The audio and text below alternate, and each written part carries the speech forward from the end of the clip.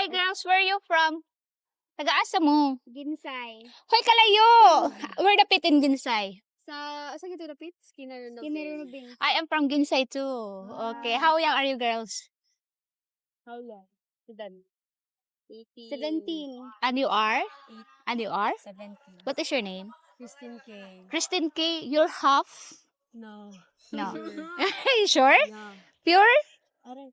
Christine K. what? Orlanes. Erlanes. You look like half-half. Okay, Christine K. You are 18? Yeah. Okay, so what are you doing here in the beach? Nag-pictorial para sa yan dibu. Pictorial for your debut. Huy, happy birthday to you. Okay. Thank you lagi. Kristen K, are you studying in college or high school?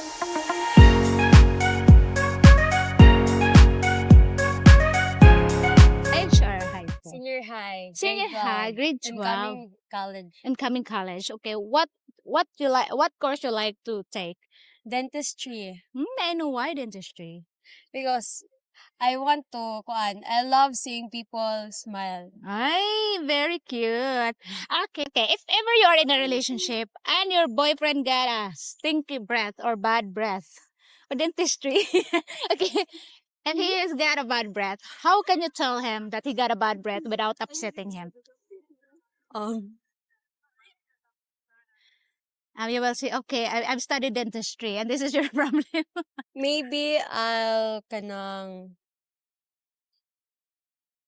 confront him in a good way. In a good way. Yeah. That he got that problem. Yeah.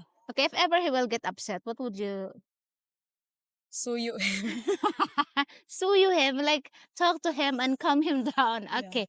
So if ever he got a stinky pit, but you don't know he got a stinky pit, he visit your family and then you found out he got a stinky pit when he removed his shoes. How can you tell him without embarrassing your parent in front of your parents? I'll talk to him nicely. Okay. To take a bath. To take a bath. Okay. Kristen K, since you have been in a relationship, Yeah. what kind of man you are? Your ideal man.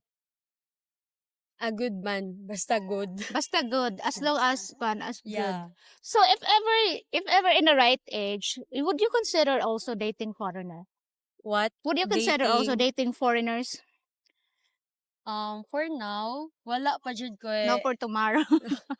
I don't have any idea pa jud kay mo may naa sa present which is kanang kuan yun jud siya. Pero basin in the future we In the cannot predict. future. Yeah. Okay, you can predict. She look like half to me, like half foreign, half Filipina. Okay, what is your opinion about foreigner and Filipino relationship as it's rampant here in the Philippines, especially in Ginsay? Yeah. For me, it's not bad man since ako a mother and yeah, I have a stepdad. Oh wow, okay. Then like for me, naay kanang daghan jud sa Filipino people is kanang kanang mang-judge. Yes. Pero kanang wala man jud sila ga-base ra sila kung unsa sila nakita but Yes. wala jud sila kabalo. You don't know that is the real Yeah, story. yeah. Okay, how old is your dad? Stepdad. Stepdad around 50, And your mom? 40. 40. Kapin And how plus. long they been together? Around 2 years or 2 years. yeah, So your mom is living here in the Philippines or abroad? Okay. Philippines. So like this, because you experienced that and you live in with a stepfather as a foreigner. What is your family's expectation to your stepfather? Like, for example, your grandma, your grandpa, the siblings of your mom. They didn't expect jud nga too much pero they ganahan sila nga ako ang mother is i-treat og tarong sa akong stepfather. Okay. They wanted a beautiful which is treatment. nakuan masad na fulfill. Na fulfill. How about a financial help? Did your stepfather help the family of your mom? Yeah. Ang family sa akong mother is wala jud sila gaingon nga gapangayo sa akong mother. They never ask your yeah, mom. like, Okay. The willingness na lang sa akong mother nga mo help nila. Okay. But your mother helped them. Yeah. If you don't mind me asking, and I'm so nosy, how much she helped every monthly or? I don't have any idea jud since na ako sa ako a father stay which is sa Ginsay. And then ang ako asad mother nag-build siya og house kilid ra sa ako lola. Okay. So wala jud ko idea about so that. she built a house with your Yeah. grandmother, but they are Kilid. the one who help your grandmother Yeah. financially. So as your what kind of man your stepfather is? What do you What kind mean? of man? Like what he is he a good man? Yeah, Is good he a man. Yeah. provider? Did he accept Yeah. the kids? Yeah, And as in how many kids your mother has? 3. 3, and you are I'm the kinamagwangan. the eldest. Yeah. So where's your other siblings? Naa niya. With your mom. Yeah. And the treatment of your stepfather Yeah. is nice. Yes. Wow. Okay. Since you experienced that, and in the long run, what is your opinion about also for you as a family support? Like for example, I want to give back as we children of Filipino children, I want to give back to my parents. What is your opinion about that? For me, it's not bad man if you're willing to help your parents. Pero ako ang jud father is nagsulti siya nako nga if in the future mahuman ako og eskwela na anak ko'y profession ako Okay. kanang dili na siya kanang naara do na nako. It's all up to you. Yeah, It's if all mo up to help you ko. if you help him. Yeah. Ang kuan niya sa ako a father is makapaaw. Ako daw mo'y musunod og kanang mo pahuman bitaw og eskwela sa akong mga Okay. manghod. Your father want you to support your siblings to Yeah. finish their study, Yes. which is, as I said here in the Philippines, pretty normal. Okay, pretty normal. How about your say neighbors of your mom? What is their expectation and what is their gossips about your mom? Because remember, neighbors has a lot of expectation, especially if you are in a relationship with foreigner. They thought nga kanang daghag money Rich. bitaw. Yeah. A lot of money. Pero for me, it's not about money man since like I don't know. I kanang ma-feel man sad nako nga they love each other They jud. love So each other. What country he from? What country he from? From your stepfather? Boston. From Boston, Yeah. from the US. Yeah. And he has children also. Yeah. And the children is okay to your mom. Yes. Okay. So, Mag-call ra masad sila. so how many times he going back to the US and back here in the Philippines? Boston si Stepfather. Yeah.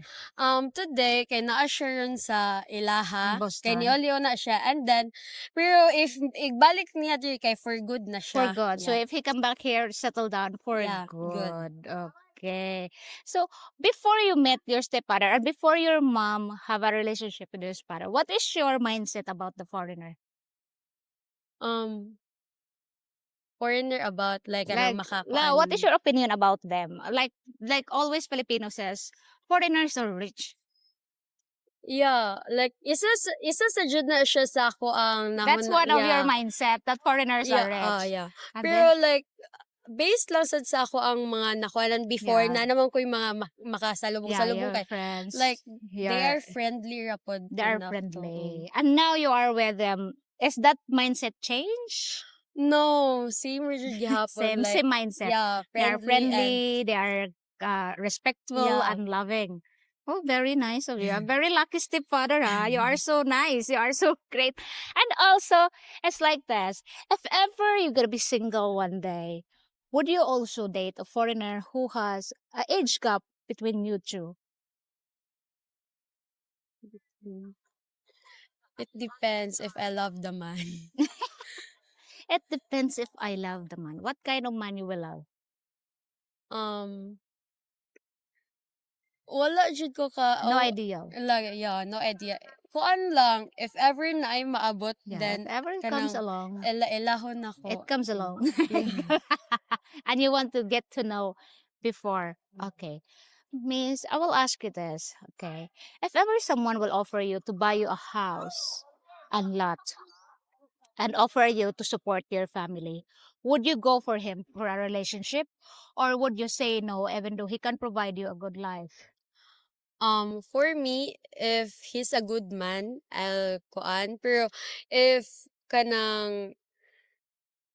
it take advantage siya gani or somehow kanang mo gore siya nako because like naa siya tumong bitaw Like is if ever he has an intention, a bad bad intention intention. for you, you will Yeah. not. Even though he will give you a good life. Yeah. You Because, won't. kanang wealth siguro sa foreign ate, Yeah.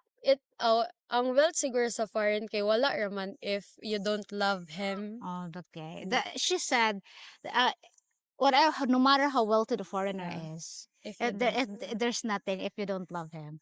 That's true. That's true because some women also go for that wealth, Yeah. go for gold, and you don't want that. No. Okay. If ever you love someone, especially like for example, you really love the person, but he is lazy, would you settle down with him, No. even though you love him?